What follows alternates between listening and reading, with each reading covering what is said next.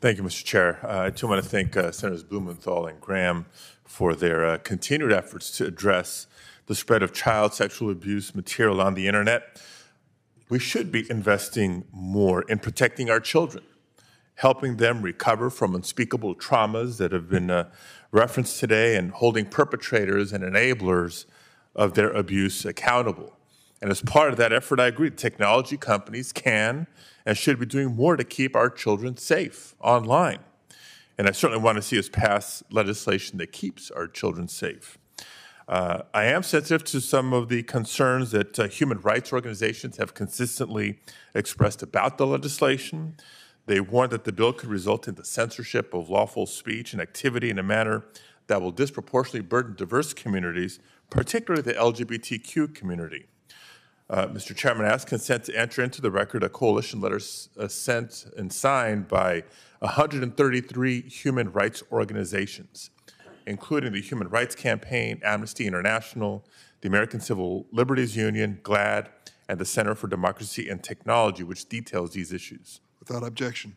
The concern has only become more pressing, in my opinion, as Republican state legislatures across the country pass bills that broadly suppress LGBTQ rights and public discussion of LGBTQ issues, leaving the internet as one of the few remaining safe spaces available for discussion. I'm also concerned that as drafted, this bill may create new obstacles for vulnerable communities that rely on the security and privacy tools, particularly encryption, that this bill risks undermining. Just last week, this committee, you did a good job, Mr. Chairman, of laying out the context for how we got here today by outlining and reminding us of the various hearings that we've had to date on related topics. Just last week, this committee heard testimony about the landscape of access to healthcare in a post-Dobbs world. So let me be specific about this. One issue highlighted at the hearing last week was the growth of tracking and surveillance to prevent women from accessing reproductive care and to identify service providers who assist women in obtaining that care. Experts routinely recommend that people seeking abortions use encrypted services for their privacy, for their safety. And some women's healthcare providers say they rely heavily on encrypted forms of communication in order to protect their privacy and for their safety.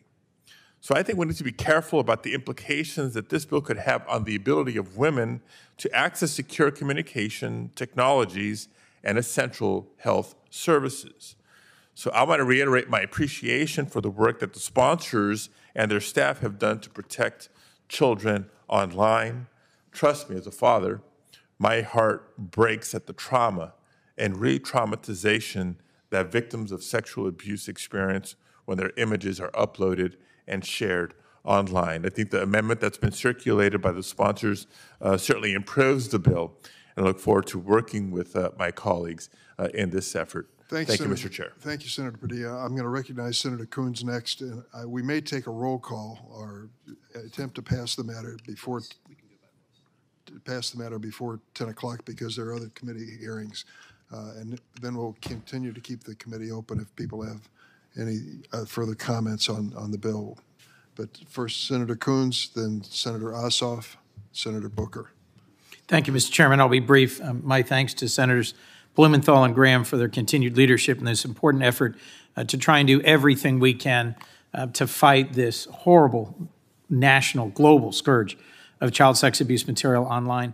I'm sorry, Mr. Chairman, we're not taking up your bill today. You've worked tirelessly in this space. I think part of the solution here, as your bill references, is greater platform transparency.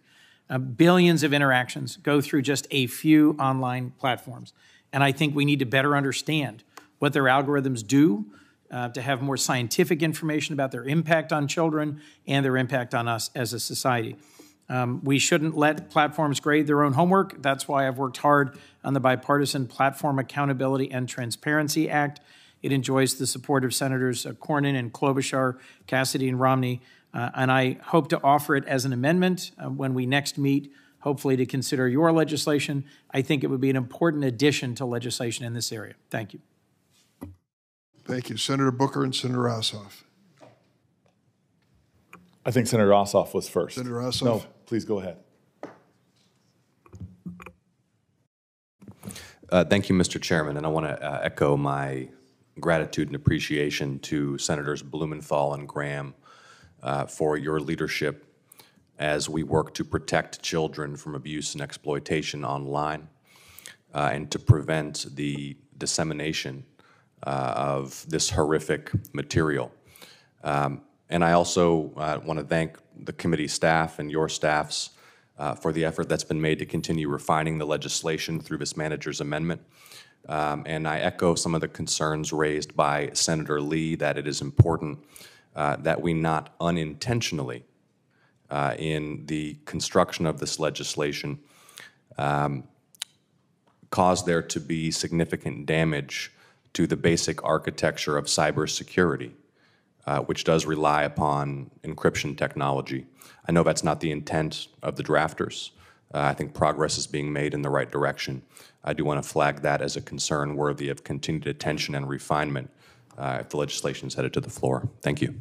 Thank you, Senator. Senators Booker and Welch will be recognized, and then we're going to vote. Very quickly, I want to thank the bill sponsors, Graham and Blumenthal, for the work in addressing what is a global scourge, which is causing extraordinary damage in our nation and beyond with child sexual abuse material. I will go even further and underline the comments that Senator Graham said regarding Section 230 and how it has been a bar for holding accountability when people are doing things that we as a nation would find reprehensible, and allowing it to be a shield for these massive corporations to deflect responsibility from doing things we can do to stop certain activities that we deem illegal and reprehensible. I agree with that passion that Senator Graham expressed and want to continue to work with him. I want to say, though, I also agree with this balance that Senator Lee and Senator Padilla pointed out. I have a real concern about, in this bill about issues of cybersecurity and how we might empower the government to do things to target disadvantaged groups for more harassment and discrimination, groups that we know are ultimately vulnerable. That balance is really key for me, and I want to thank the bill sponsors and the chairman for being willing to work with people like Senator Lee, myself, Padilla, and others to try to get this bill refined and better balanced before we take it to the floor. Senator Welch? I'm agreeing with many of my colleagues who've just spoken, but bottom line here, we have to protect privacy, but we have a duty to provide protection. And this bill is drafted with the goal of accomplishing that. I think Senator Lee's amendments would enhance that, but that'll be a work in progress as we proceed. Thank you, Mr. Chairman. Thank the sponsors of this legislation for the extraordinary work. Thank you. I want to thank all